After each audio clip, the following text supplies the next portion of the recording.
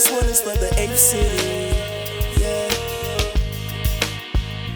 Franklin, what's up? So cold, what's up?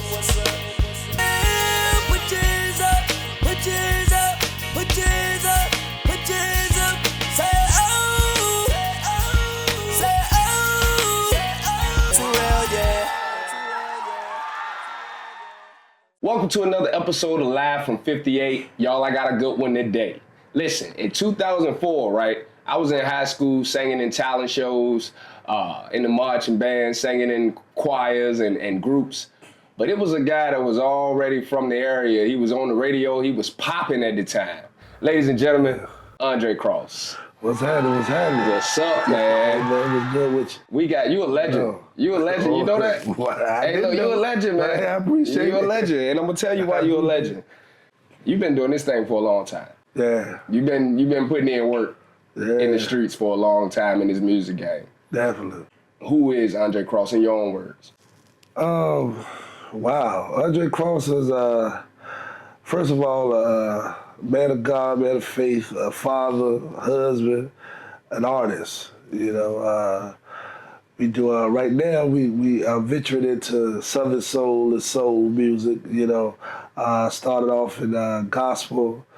We still do gospel too, you know, but the project that had is a Southern Soul project going to come out. That's we're very excited about soul music, grown people music, you know. Yeah. Still gonna have that. I like to say it's gonna still have a certain je ne sais quoi that Andra Cross brings. That sound, that classic sound. Definitely. All right, definitely. That's what's up, man. So you started. When did you actually start doing music? Whew. Boy, you gonna take me back there. I feel old. I started doing music. My first actual release ever was in 2002. Okay. That was my first. That was my first national release. Okay. Now I had released the project before then, but it was just, you know, it was local, you know. Just to see, I'm just dibbling and dabbling, you know, didn't really have direction, didn't know what I wanted to do. But 2002 was the first official project, and that was crazy because how it happened, myself and a guy by the name of Bobby Foreman, we know him as Big Bo, but Bobby Foreman, he produced all my records, still my producer to this day, still produced a lot of my records. Even with the Southern Soul, he produced a lot of that. And what happened, we put out the record, which record was it? It wasn't Who, it was Jesus I Love You. Okay. We put out a record called Jesus I Love You. We didn't put it out. Actually, we were selling the record. Okay. It was a label in Norfolk that by the name of Golden Gate Records. Okay. They had they had contemporary artists, they had quartet artists, they had, you know, it was a gospel label. But we were writing for a lot of the artists. They say, well, do y'all got like, we doing a compilation project, y'all got any songs you want to put up there? So we was doing songs, we just chose 2 songs. Hey, we just, you know, but we really want no thing, you know, I ain't think that of it. I just took a song and you say, man, try this, you know, we put it up there. And they submitted the compilation project, ended up going to a radio station. At that time, 94.1, which is that ESPN, was a gospel station. Yeah, they were popping there. Yeah. 24 hours. Mm-hmm. Actually, they was just started then. Okay. So they didn't even have hosts. It was just somebody going in there playing gospel music. Okay. And so the lady that owned the station at the time, she was the PD. She was doing everything at the time, you know. And I forget her name, man. Why I hate when I misplace people's names. But she was very instrumental in it because she heard the record. She got the compilation CD. She listened to a lot of the songs, but the one that stood out was Jesus I Love You. And so she was like, man, I like the rest of the records, but whatever this record is right here, we need to play this. So she just put it in the playlist. Didn't know Had no idea that, you know, I didn't even know it was on the radio. So boom, here you go now. Now Yeah, you the an artist, crazy, you're on the radio, bruh. it's playing. I didn't even know it was on the radio. Somebody Okay. called and said, I heard you on the radio. I said, you heard me on the radio. I ain't put that out. Yeah. You know, because as far as I knew, I just submitted, you know, didn't know that was going to happen to it. Uh-huh. They was in, what happened, they started transitioning. They became bigger and bigger. They had funding behind them. They became a part of a group. So they was a part of that whole, they had the dollars behind them there. So now they got radio hosts.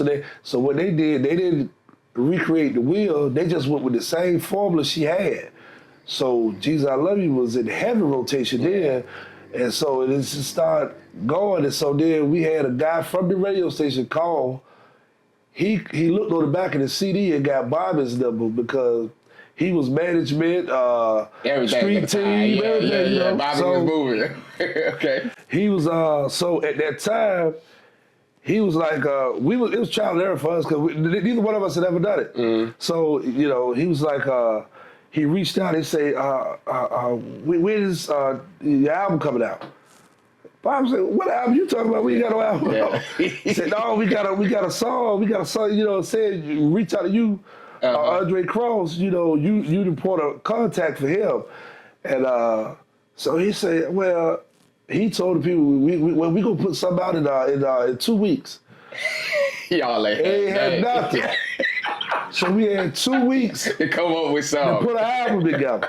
We had a lot of songs, Right. but didn't know how they were going. They were mix, master, nothing. Yeah. So we had to go through the 2 weeks. So we talking about some long days at this point. Man, we went through it.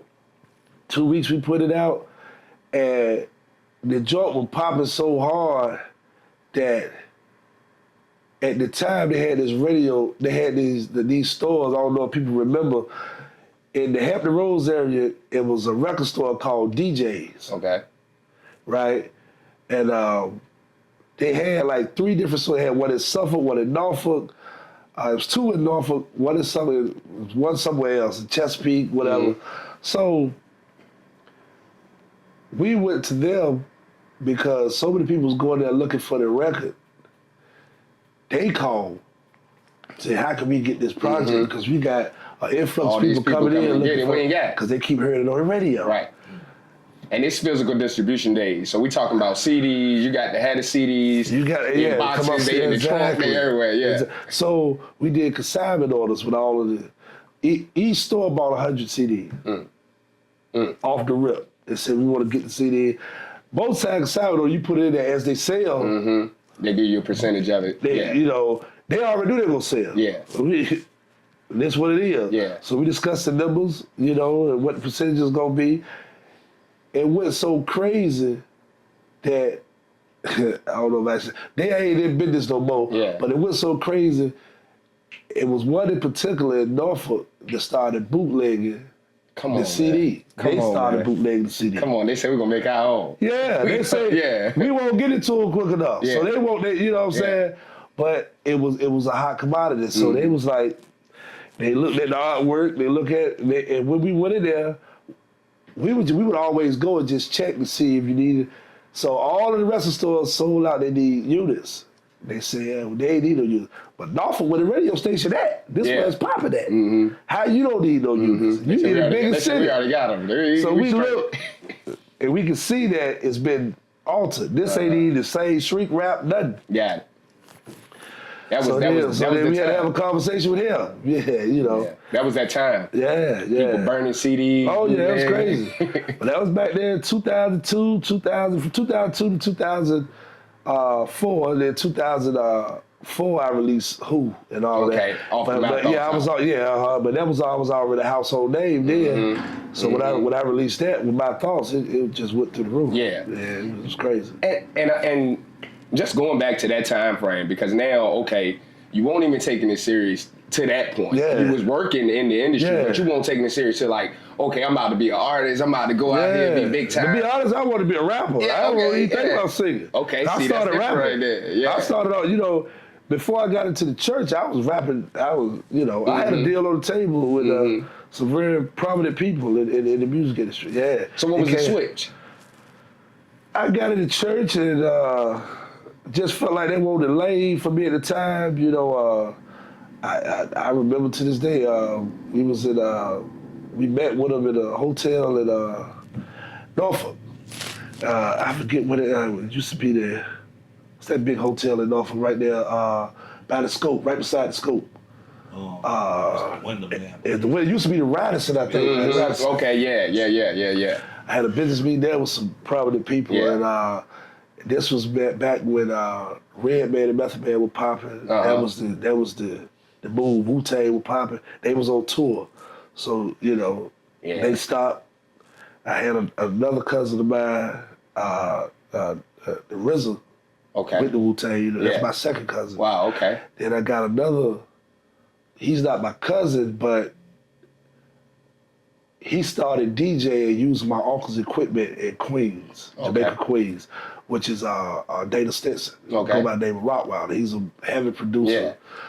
He came to Bobby's mama house.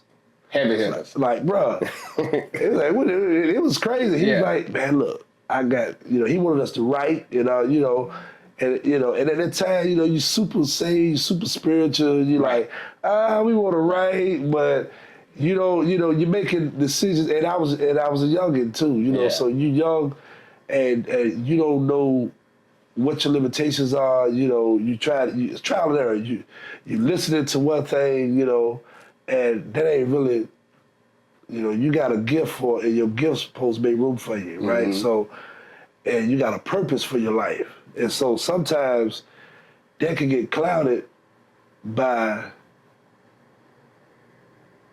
your own bondage. Mm-hmm. You know what I'm saying? Mm-hmm. You'll be in bondage to yourself, fulfill what other people think.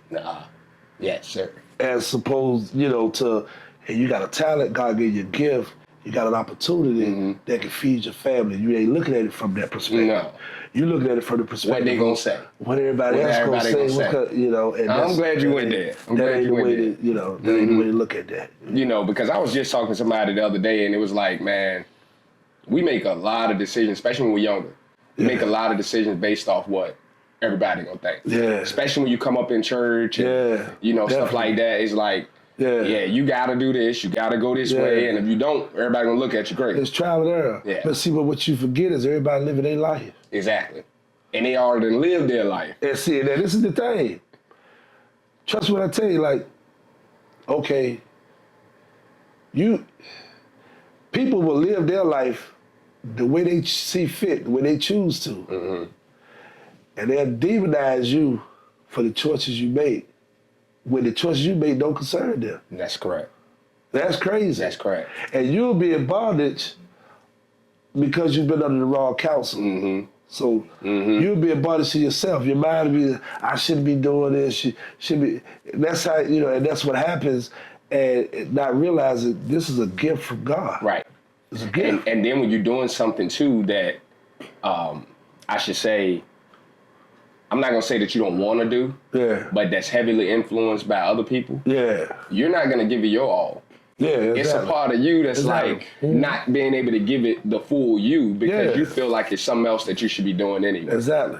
And you gotta live your life the way you see fit to live it. You know what I'm saying? Like, I never forget I heard Kelly Price, she was talking.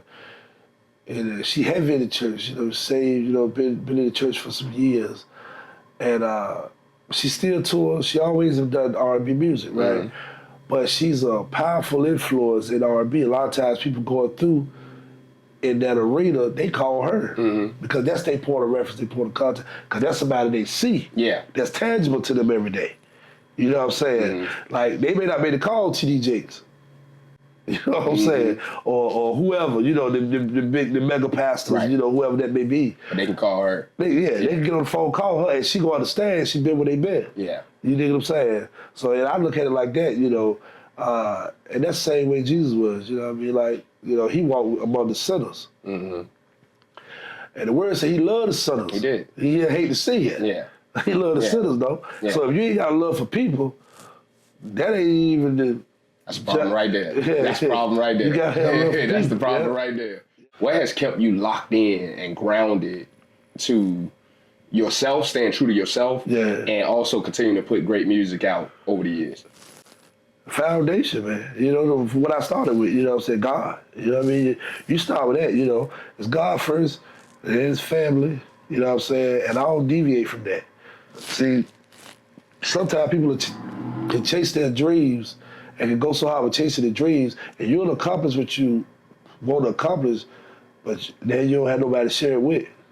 You know what I'm saying? And be there moments are imperative to me, right? Like, I'm a father, so I got 4 kids. I don't believe in missing graduations and games. And these are moments that when I grew up and how I grew up, I ain't have a lot of that support. You know what I'm saying? So when you talk about the moments in your child's life and in your life that are defining moments, you gotta be there. And that just comes with responsibility of being a parent and a father and a husband, you know. And if you're a wife, it comes with responsibility of being a wife. You know, you got to be there because 100% of the time be at the crib, but the defining moments you miss. They ain't gonna remember the 100% of the time you were there. They gonna remember that defining moment because that was special to them. And they wanted to be as special to you. You know what I'm saying? That's what keep you grounded, man. You got to, you know, so you don't get, because you know everything's a risk. See?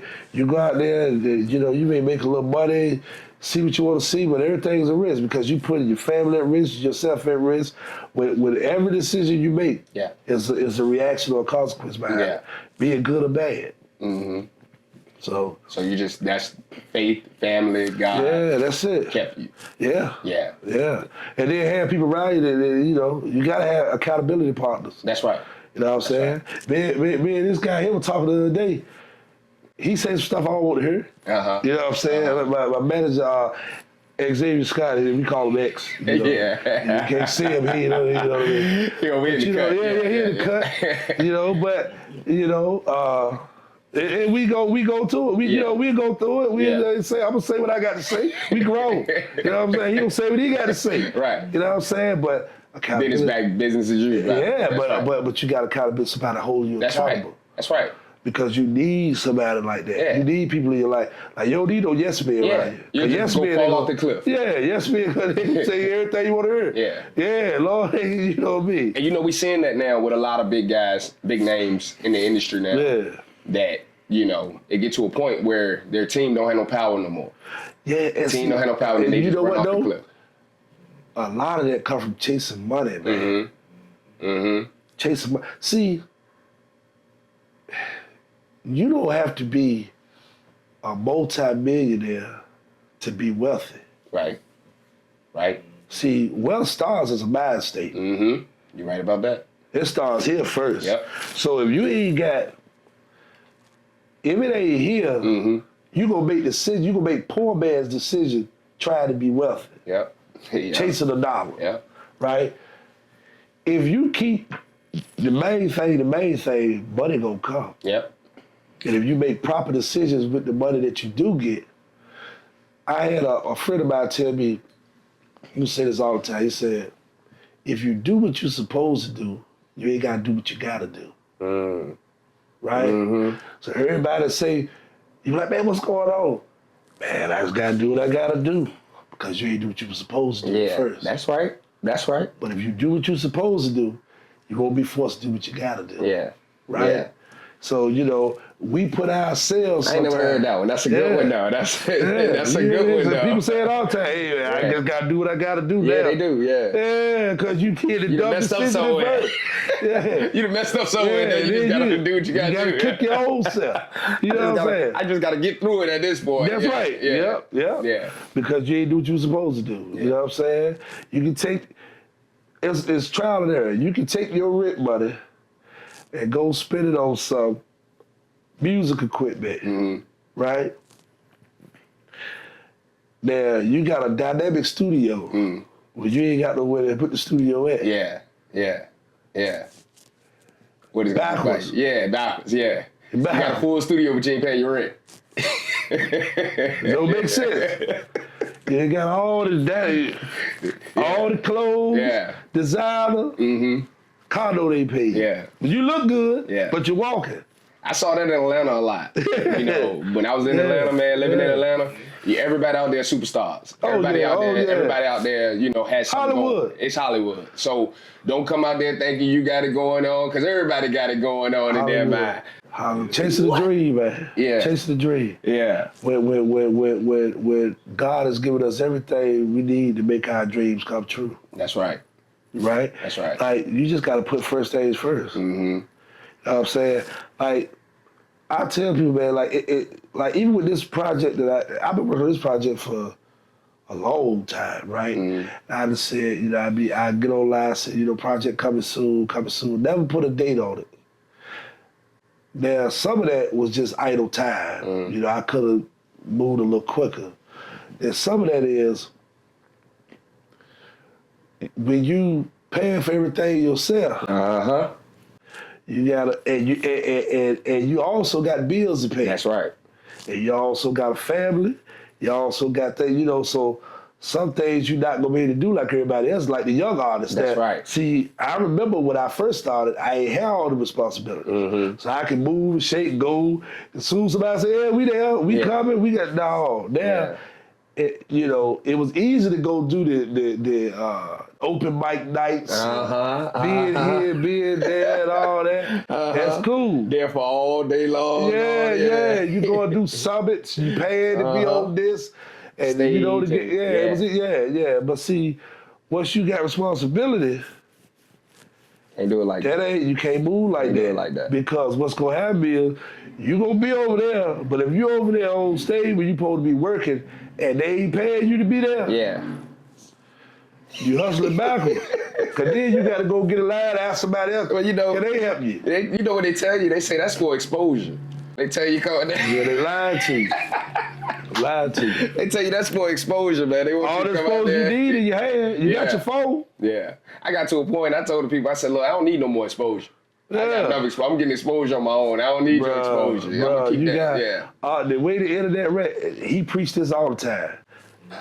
Back to X. You know, he preached this all the time. If everything you need is on that cell phone, man.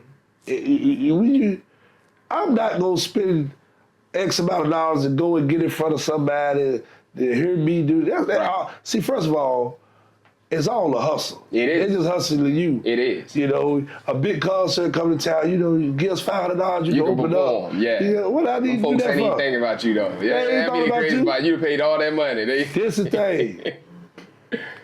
The percentage of people that's made it from getting on the stage in front of somebody is very slim. Yeah. Very slim. Yeah, we talking about some 1960s type stuff. You know, it's very, because what happens is, if I paid my money to come see John Legend, case in point, I went to a John Legend show years ago. He had some new artists out there that he would promote. This the new artist. Yeah. He owned the ticket. We don't know who he. I don't even know who he was. The people came to see John Legend. Yeah. So you got to build your buzz up to where it's a demand for you. Then you get added to the ticket. The way you do that, social media, internet. Yeah. And it don't cost you nothing. Yeah. You know what I mean? Yeah. When I was a young artist, man, I got out there running around, and first thing I thought was, man, I need a manager. And I had an executive tell me, he said, what you need a manager for? And I said, you know, help me get things going, da-da-da-da. He said, you don't need a manager until you got stuff to manage. He said, right now, you ain't got nothing to manage. You got to have something to manage, you right. And you know, I sat back and I thought about that thing, and I was like, man, he right. I ain't busy, I ain't got nothing going. I can do it myself at this point, you know. And that's what I started doing. I started just finding out how to get into the industry on my own as an independent artist. Yeah. You know. But yeah, man, people will go broke for the dream. Yeah. People will go broke for the dream, and I tell people, man, I tell artists, I'm talking to them, bro.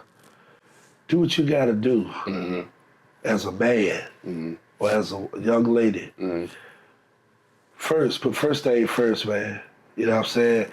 we saw something not too long ago that said one of the artists was living in her car, and you know she was big prominent artist. I ain't gonna call her name, but she's a real big artist. She came online, said she's been in her car for a couple of years, and people was chiming in about it. Some decisions we make, man, these are detrimental decisions for our lives, and when you got responsibility, you got to see a lot of times you can make them type of drastic decisions. I remember when we first started grinding, bro, we slept in the car. I remember driving all the way, we drove all the way to, where we was at? We was in Pittsburgh. No room, no nothing. But we were booked to be on the ticket. Yeah. And it was a major ticket. We was up there, but what I used to always do, we may be booked, and let's say I think we was up there, we was doing some Bobby Jones thing. Okay. Right? But what we would always do is, okay, so we ain't got to spend no money on the hotel. We find somebody that we know. We'll sleep on the floor, we sleep in the car, crash whatever. in their house, Crash in their crib. Yeah. We go do that. But before we get there, I set up bookings at 2 churches that I know. Yeah. Even if they ain't church, it could be a college. It could be, so we'll set something up. We got something to do down So here. I got something to get some money. Yeah. Because even the people that never heard this say, okay, well, we ain't gonna pay him to come, but he can set up and he can sell his merch. Right. I got a trunk full of merch. I That's got right. T-shirts, CDs, everything. Yeah. So we would go, and a lot of times I go, and in the weekend, our goal was to make at least every stop off merch, you want to make at least $500 to $1,000. And we would do it. Yeah. So you come back, you pay your bills off your merch, and you order. Go back. You can't spend your re-up money there. You go, you get you some more merch, you go back, but you building your name all at the same time. Then that's when the shows start coming in. Yeah. People start booking you. Because they don't know how you got on that ticket. Yeah. They don't know. You know what I'm saying? They know you there. Yeah. You know what I mean? That's all that matters. And you got 2 other shows set up in the city. Yep. You know what I mean? They might come out, hear you there too. Pop out, hear you there too. Now you done left there with a new fan. Yeah. You left there with a new fan. Do you think it's easier now to market yourself than it was when you first started? Yeah. It's easier there to market yourself because of what the internet has done. Because of social media. So it's easier there to get a fan base and a following and get some bread. You heard somebody, you see people you ain't never heard of, bro, and they be booming. You know what I'm saying? See, like I said, it was a blessing when I started out because, like I said, it was just God, man. It put me in the right place at the right time. So I ain't really had to go. I went through the grind as far as, like when we put Jesus I Love You out, that was a hit that they knew, right? Yeah. So Who was a total different vibe, right? Was. So the program director kept saying, I don't know if this fit the format. So that people started calling in and requesting it. So he had to play it. They were calling in so much, the phone lines were tied up, that's all they were calling in to play. So when he played it one time. And when he played it that one time, it shot to #1 that week. And we was #1 for 24 weeks straight. That's unheard of. It is. Especially, man, coming from here. 24 weeks. This is an artist from Franklin. This is a producer from Franklin. And we running the both of us. So we running the airway. And I'm telling you, the city felt it. The city felt it because, I mean, outside of Earl Bynum, I think at the time, it was you. It was you, man. And it was one of those things where, growing up with Earl, and I know you done did some work with Earl. Like, it was a whole different flavor when you came in the game. Yeah, I was young too, though. Yeah, you were. But it was still a different flavor. Yeah. You came in with your own flavor. And even with Jesus I Love You, people probably didn't even know it was you. Yeah, they did. And they was walking around, that Jesus, was the thing. Jesus. But let me tell you something. I will say this.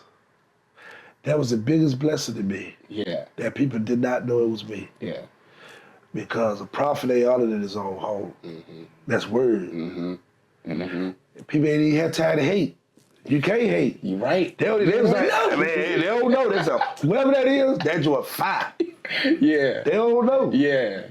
Yeah. And nobody knew till we was on the radio. Yeah. And they called us up there to do an interview. We up there talking, and then I said, and then they messed up because they introduced me, say, from Suffolk, Virginia. I said, man, you need to fix that.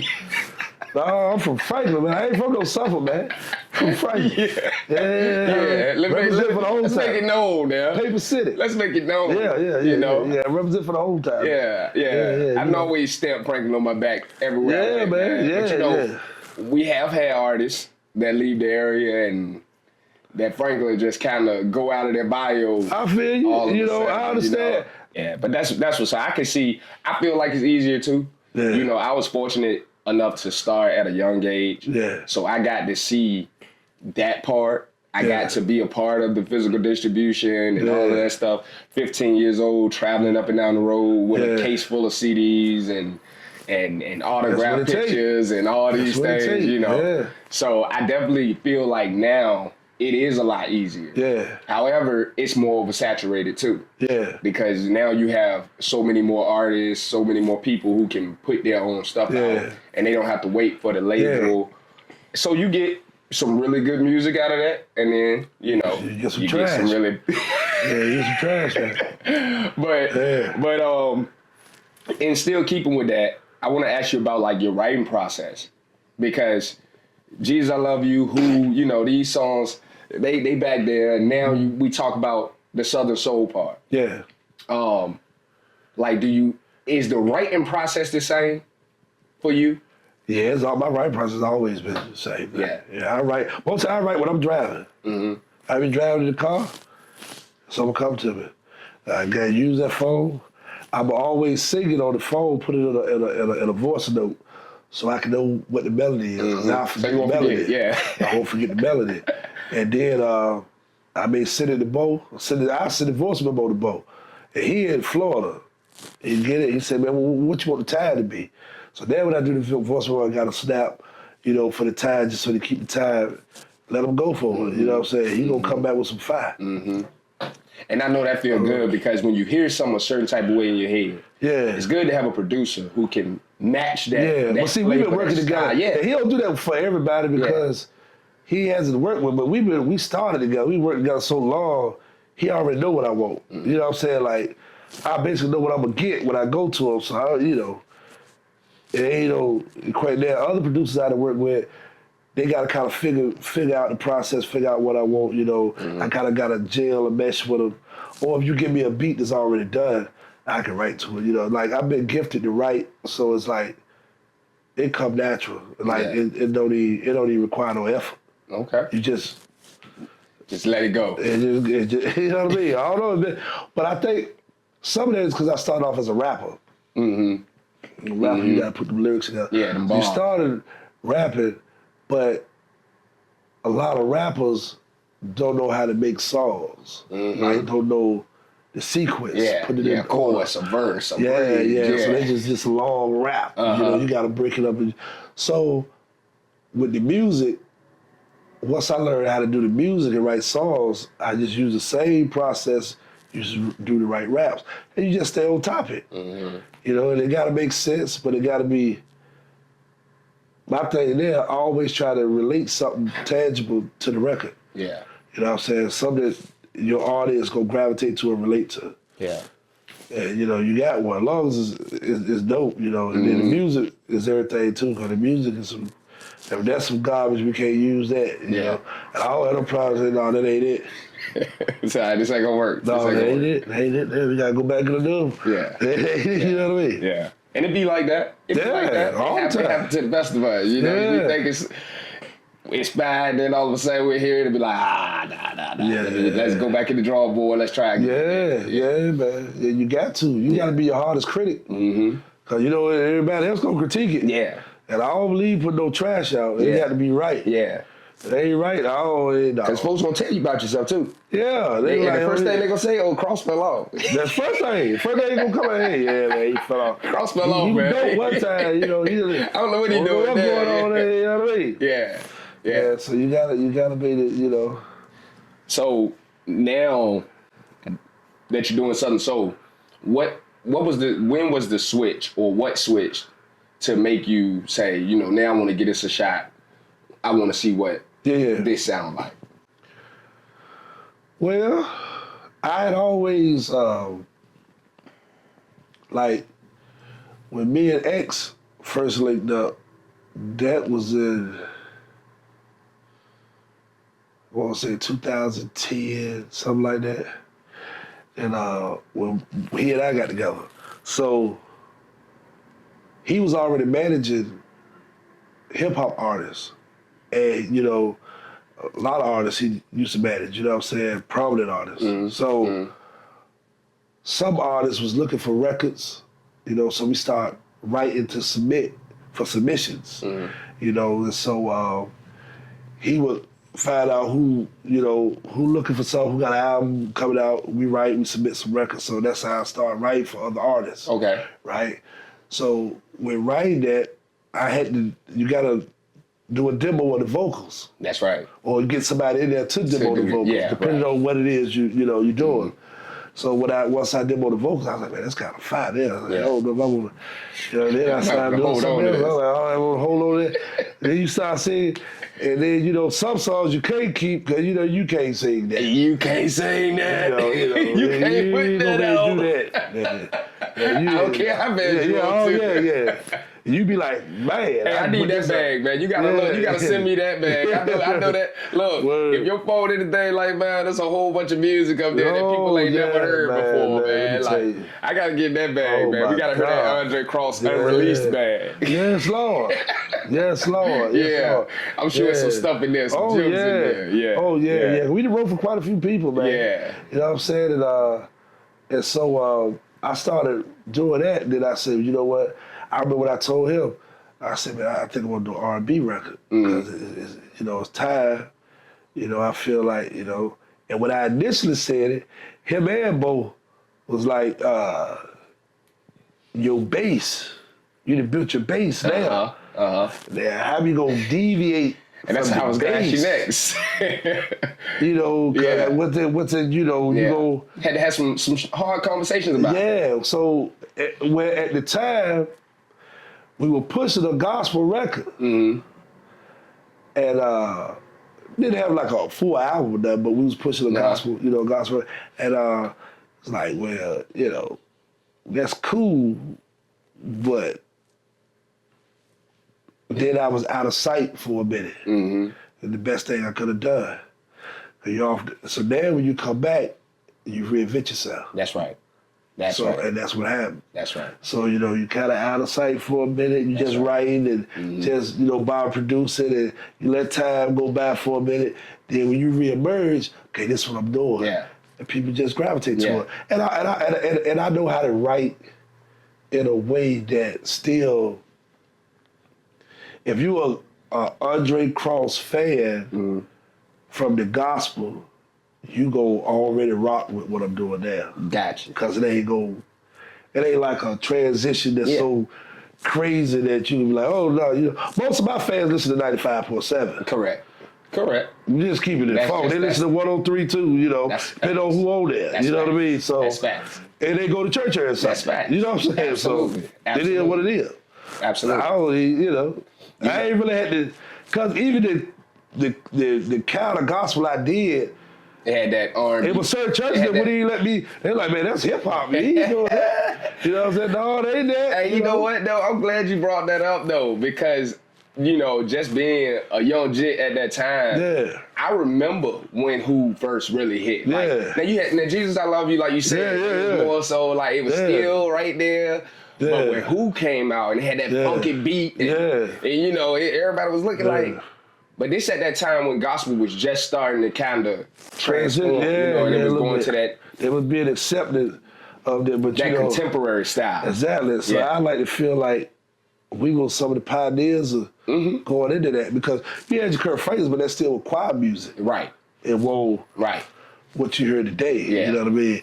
The only people that was closest to what I was doing was Mary or Ken Jones or somebody like that. But me and Ken started along the same time. We would just do shows together. Well, case point, me and Mary used to do shows together. So, you know, I ain't many people out there that I ain't done a show. You know what I mean? They ain't done something. So, So, You know, and I'm glad you really touched on that because I also made that transition. Yeah. You know, from gospel to R&B. Okay. And initially too, I was thinking about, like we talked about, what everybody gonna say, what everybody gonna think, what they gonna, you know, because you do build that fan base over the years. But I just got to a point, man, where I was like, I'm not being my authentic self if I don't give y'all what's really that God has given me to my mind. Like these are great ideas. He wouldn't give them to me if they were, you know what I mean? And it was like same thing. My fan base listen to 95.7, you know, listen to R&B. That's what we singing when we together, when the family get together. And it was just like, man, listen, I'm gonna do what I gotta do. If you like it, you like it.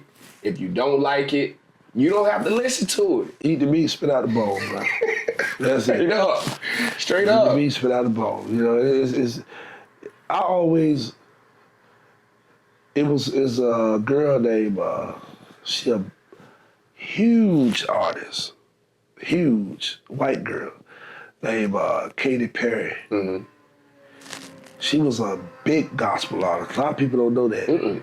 She was a Christian contemporary artist. Right, Katy Perry was? That's crazy. She won awards. Wow. In Christian contemporary music. Wow.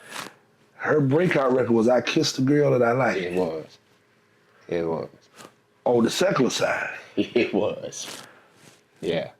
It made so much money, it changed her family life, her life, everybody. Yeah. And I'm gonna tell you something else. Another thing people, what the conversation that they don't like to have though, is that with gospel artists, people don't want to pay them. People don't want to pay gospel artists. Well, they want you to. I mean, not saying you don't get paid. Not saying you don't get paid. That's up to the artist. That's true. That's up to the artist. That's true too. You get what you accept. Yeah. Yeah. I ain't never played that game. Yeah. Oh no. So people can hit you with the come do it for the love.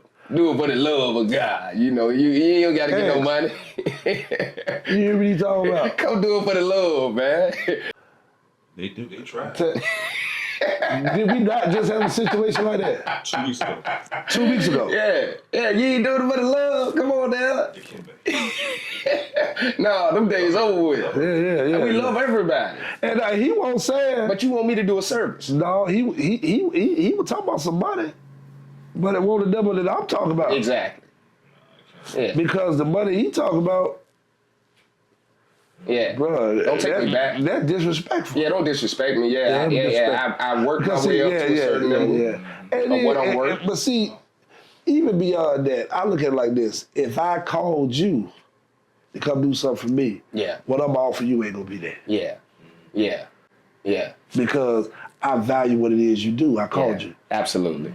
So absolutely, you can't go in the doctor and tell them do it for the love. Yeah, no. You can't go to the doctor and tell them do it for the love. Come on now. We ain't doing that. Don't you love people? You took an oath, doc. Yeah. Do it for the love. Doc will say, thank you for coming. You have a blessed day. Yeah, man. See you way out. And people get it messed up. It ain't that I won't. Right. See, because certain situations we do. Mm-hmm. We will show up. You know what I'm saying? But it still got to make sense. Yeah, absolutely. But if you call me to do something, I know you're making money off of it. At the very least, you're taking up an offering off of it. And then you're going to give me what you want to give me. Mm-hmm. But I know. See, when I first started out, I remember vividly remember, they had promoted my name on a ticket in D.C. Mm-hmm. They said, they called me on a Friday. Mm. So we just said, what time Andra Cross gonna be here tomorrow? Is it some church? I said, who booked this show? Yeah. I didn't book it. Nobody but kept booked the show. So you know that. What you talking about? Let me say, I tell you what. They said, well, it's been all over the radio, all over the flyers. You gonna be here with a. I say, well, we ain't gonna disappoint about it. How can we make it right? Mm. They say, yeah, well, you know, the service gonna start at this time, da, da, da, da. I said, this is what we're gonna do. We're gonna make a sacrifice, come up, do it, right? Because we are on our way. At that time, I was on my way to Philly. Okay, so we gotta pass through there anyway. Yeah, let me hit this stop by there. Yeah. Do what we gotta do. And they said, we said we want to sell merch, and we just ask you, take them offering for us. We going to get some money. I'm on my way to Philadelphia to get a bag. Yeah. So, and let us say, we gonna sell the CD, sell merch at that time. So we get there. This man, I wish I could make this. You had to be there. The pastor at that time. Come on, man. The pastor's son was driving a Bentley. Okay, come on now. Bentley GT, flying spur. The son. Yeah. The pastor had a Rolls Royce. That's when the Phantom first came out. My goodness. They were parked in the gate in front of the church. Pastor, First lady ride with the pastor. Yeah. Church full. Folks They there. packed. Yeah, folks there. Packed to the rafters. We come in there. We do 2 records. I did that time. I did Who You Can't Hide, 'cause that's what they was playing on the radio. Might have did 3. Came on down. They set us up. I saw him take the offering up. He said, "Yeah, we're gonna take him off from Mr. Cross." He came this way. He did it out of love for us. We called him. He won't book. We had some got off. Booking arrangements got off, but he still came anyway in spite of. And we want to show him we appreciate him. So we want to give like we appreciate him for coming, right? I seen him take the offering up. He would load that joint up. He came in there and gave us the envelope. And then he go, "Doc, we appreciate you, stand up. Stand up, do sing to me." Yeah. We go get in the truck. We on the way to Philadelphia. So, okay, So normally, they gave the envelope, I just put it in my pocket. Right, I check it later. Yeah, we go get in the joint. And after we finish signing CDs and all the stuff we sold, we get in. The CD table, the table did well with the merch. So we on the way, we opened up the envelope. It was $125 in the envelope. I see this man take up. Took up the offering for you. For me. They went back there in the back. Went back in the back. Got what they wanted out of Put on $125 in the envelope. and brought that to you. That won't even gas money. No. So when I saw that, I said, "Nah, Yeah. I can't. Yeah. No. You- $125. Yeah, you learned that. And you outside with a Bentley. I see how you got a Bentley and a Rolls Royce parked outside. Yeah. If I was found like hell that a monster, I'd have put his name on it. But I ain't gonna do that. But it is what it is. But they know. Yeah, they know. They know. That's crazy though. Yeah. They still there now. Yeah. I'm probably I was saying, that was he probably then. moved and shaking now. Yeah, he in there now. If that was then, Hobo got a private jet now. Yeah. He got a private jet now, yeah. And this was way back in 2008. Goodness gracious. 2007, 8, something like that. Yeah. The value money that went up since then, a lot. Bruh. But people been scamming. I gotta tell you. So you gonna tell me I'm supposed to feel bad or I'm supposed to feel some type of way about writing a certain type of music to feed my family, do whatever it is I need to do, and display the gifts that God has given me. And I'm singing gospel music. And get worked over in the church. Yeah. Stealing from me. They don't care nothing about.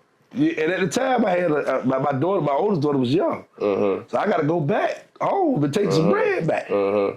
They don't care about that. They ain't trying to hear that. Care about that. Yeah. And you went all the way out there, $125. Yeah. And you called me. I didn't even know you talking. We was on the way to somewhere else. Yeah. We made a specific stop by there. Yeah. And you said never again. Never again. It won't happen no more. Yeah. Yeah. And people are trying to preach to you, make you feel like this. Hey, man, try that, man. Yeah. Then what the words say, right? I always hear people with the word, especially the preachers. They like that, you know what I'm saying? They gonna come to you with it. And them church folk, they lay it on thick, I right? know the word too. Yeah, I tell them all the time. I know the word. Then what the word say? Before any man build, let them first count up the cost. Right?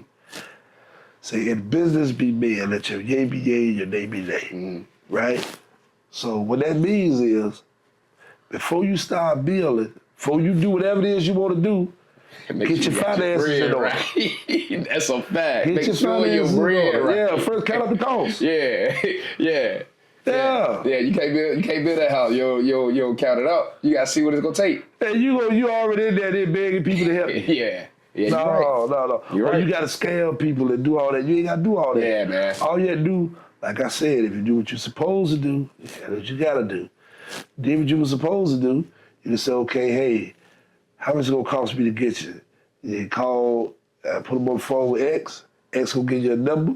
If you ain't got that number, hey, we going to get back to you about a month. Yeah. We'll be ready. Yep. Okay. Thing is, it's a microwave generation. People want it right now. Right now, yeah. But you ain't got it right now. Yeah, you ain't got it. So you gotta wait. Yeah, you can't put this on there. Ain't no layaway out here. Yeah. Hey, we'll be on layaway, Yeah. man. Yeah, I don't do that. Say, look, we'll see you half, but get you the other half, man, when you get here. No, it don't work like that. You know what I'm saying? You get, man. See the other half when you get here, man. I found out a long time ago, people pay for what they want. They do. They do. They pay for what they want. They do. Yeah. And I always say too, man, that once I done made a certain number, nobody can tell me that I ain't worth that number ever again. Oh yeah. If I done made a certain number, you can't tell me, oh, you ain't worth that. Okay, somebody paying it. Somebody paying it. Yeah. See, I look at this. I got these two things right here. Mm-hmm. Yeah. Mm-hmm. I can always work. Mm-hmm. I ain't got to hold no microphone to make no money. Yeah, facts. See, you know what I mean? So, and see, that's the thing people got to understand. Even as artists, you don't never put all your eggs in one basket. No.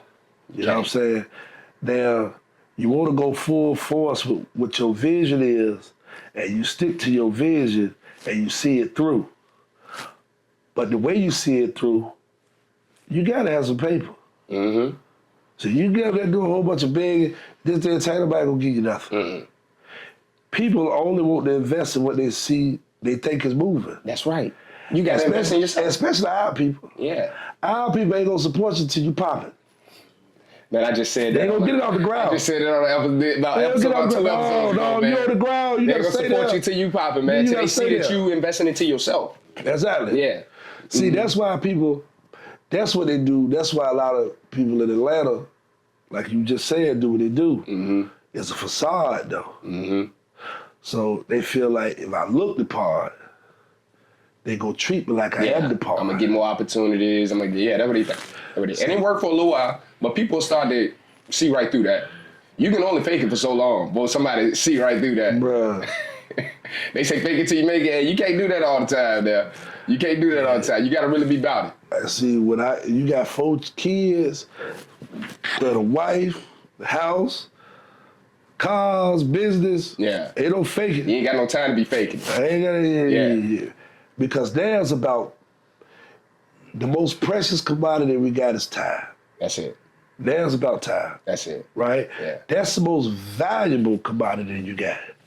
Because that's the only thing you can't get back. Mm-hmm. Mm-hmm. So you ain't got time to waste. Mm-hmm. So if I devote my time to something, I got to get compensated for that in some way, form, or fashion. Yeah, that's facts. Because I can't get that time back. That's facts. You dig what I'm saying? Mm-hmm. So it's like you don't let nobody play with your time and waste it, and don't you waste it. Yeah. Yeah. You know. That's good advice, man. That's good advice, and artists need to hear that. They need to hear that, man. It's coming, because I'm telling you right now, it ain't no instruction manual for this. You know, a lot of people hop in there blind, man, in this industry, and they think, oh, just because I can sing, just because I can write, just because I can rap, I'm going to go out here and make it. And it's like, bro, it's so much more to it than that. It's so much more to it. Oftentimes, the best time to make it, the time that I feel, right? Just like right now, you say you're gonna get back into the music, put out another record, right? But you set up now, right? So when you're comfortable, that's the best time to move. Yeah. Because what happens is you're not doing it out of necessity. You're doing it out of love. Yeah. Yeah. Right? So you want to get something popping, but a lot of times you out there and you grinding it. You don't know where your next meal gonna come from. You're like, this got to work. This got to work. I've been there. You know, we got to do it like this. We got, you know what I'm saying? I've been there, man. But what happens is people see that. Yeah. They see that hunger, and they see the circumstance, and the music will chew you up, spit you out. Yeah. They take advantage of that. Because they look at it That's a flaw. Mm-hmm. Because you need me, I don't need you. Mm-hmm. Mm-hmm. You're right. And so that's what a lot of artists get tricked up at. They get into that. You're so right about it, man. They invest in everything. They ain't got nothing to fall back on. And so this gotta work. Yeah. So then you get up there, signing all a bunch of mess you ain't supposed to sign. Yeah. You need law, crazy, man. You still ain't making no money. Yeah. You famous, but you broke. Yeah. Yeah. You keep the fame, I want the fortune. Mm-hmm. I ain't gotta be famous. Give me the bread. And I feel you on that, man, because look, and because they will get you. Yeah. They will try to get you, and I'll never forget when I got my first deal offer. Yeah. Once I finally was able to really break it down and look at it, like, oh, this looks nice, but what this gonna do for me long term? Nothing. You know what? Some people just do it, just say you sign. Yeah. Just to say you sign, and these people come up and give you all this money up front, and they give you 3%. 3% of everything you make. All your hard-earned work, all your shows, all that, you're going to get 3%. Bruh, believe it or not, I ain't never been signed to nobody. Yeah. We always been independent. Mm-hmm. Even we were bold. We had national distribution now. Yeah, yeah. Had a distribution deal. Yeah. But we was always been independent. Mm-hmm. So I don't even know what that feel like to go and let somebody else do everything. Yeah. And that would be nice. Yeah. Sure, I probably had 4 or 5 records out by now. Yeah. Everybody else do it. You know, they gonna spend their money, they gonna recoup and all that. But then you a slave. Yeah. Yeah, and then you don't own none of your stuff. Nothing. You don't own none of your stuff. Nothing, bro. You leave out there, they own your name and everything. Your likeness. I see, bro, we talk about, I see artists that supposedly popping. Even right, I see DJs that's on the radio every day, popping, supposedly. And then I see how they live. Mm-hmm. I can't do that. Yeah. I got too much responsibility. What's your top 5? He look, he like, he already think, he don't even know nobody to ask. Top 5 what? What's your top 5 R&B artists of all time? No particular order. No particular order. I just need your top 5. Well, okay, let's see. Wow.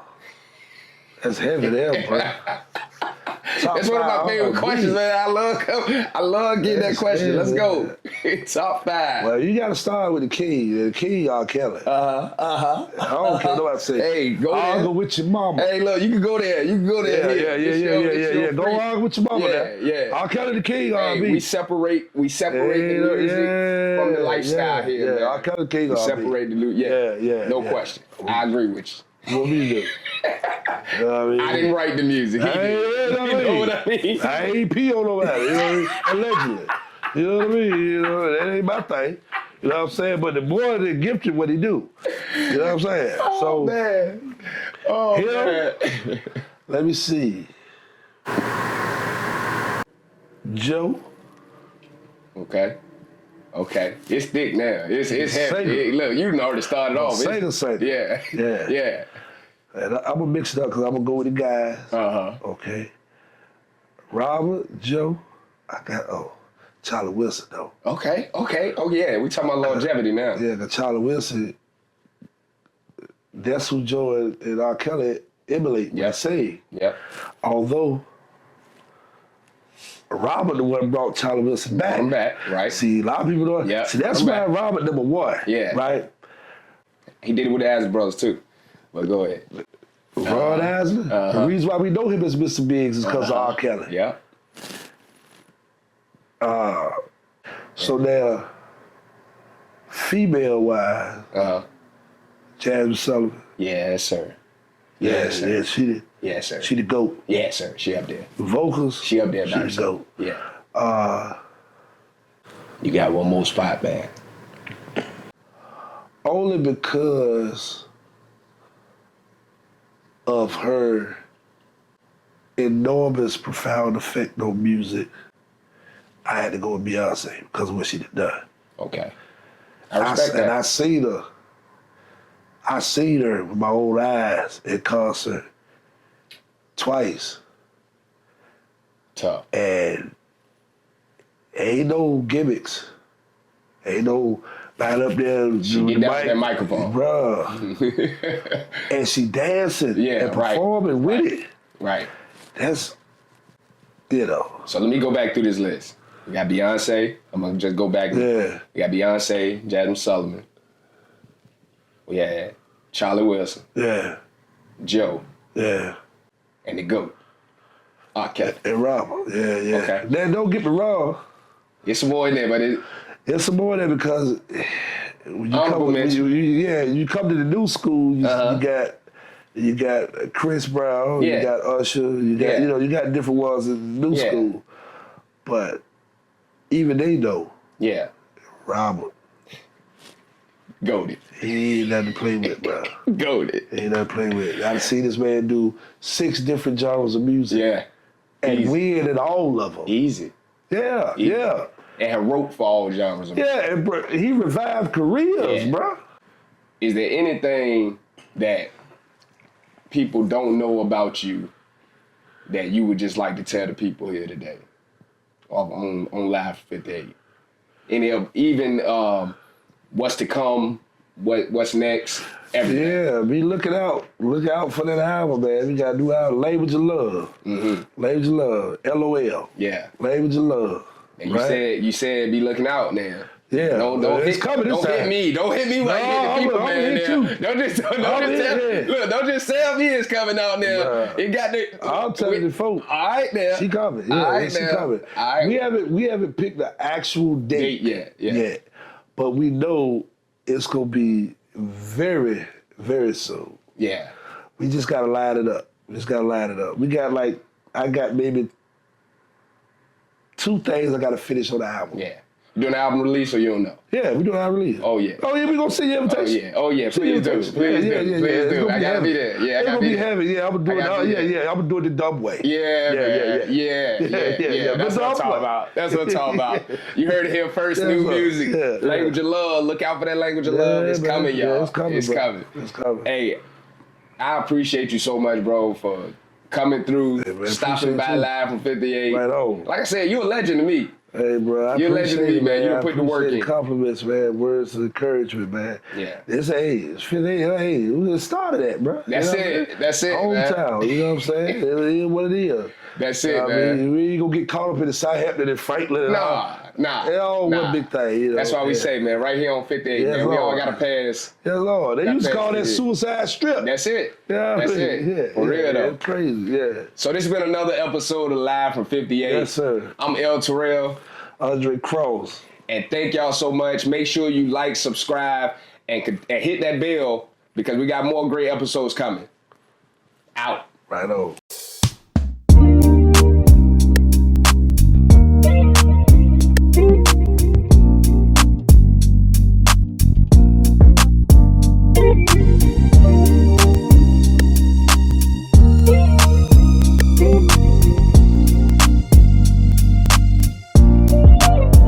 I know how to add, subtract, divide by 9. Keep coming up short on love.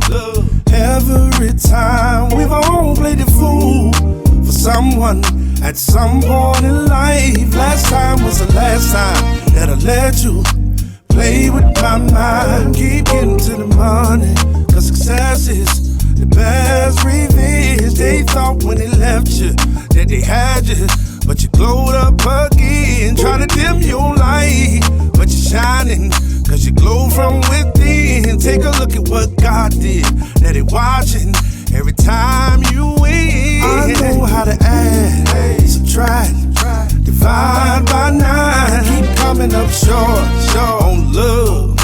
Every time we've all played the fool for someone at some point in life. Last time was the last time that I let you play with my mind. Keep giving them pressure, girl, you pressure.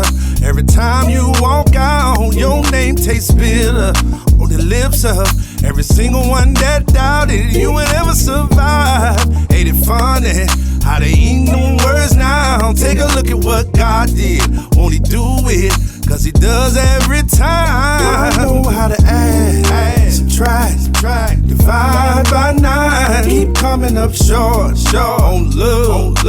Every time we've all played the fool for someone at some point in life. Last time was the last time that I let you play with my mind. I know how to act, try, divide by nine. Keep coming up short on love. Every time we've all played the fool. Someone at some point in life. Last time was the last time that I let you play with my mind.